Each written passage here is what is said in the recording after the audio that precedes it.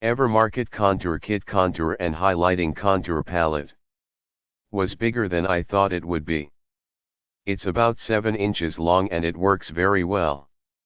The colors do seem a bit thin and a little on the oily side, but as long as you put a setting powder on once you're done, you can't even tell you applied anything. Very pleased with this product.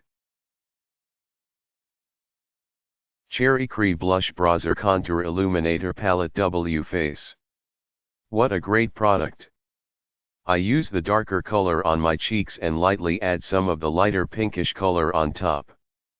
They match my skin tone perfectly. I have not yet used the white color.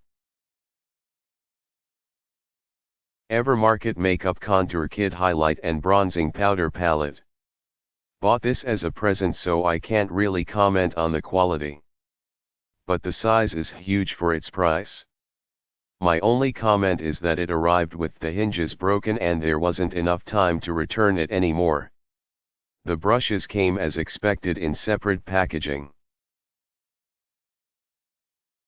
Wet n Wild Mega Glow Dual Ended Contour Stick, Light Medium. Wet n Wild Mega Glow Dual Ended Contour Stick, Light Medium by Wet n Wild.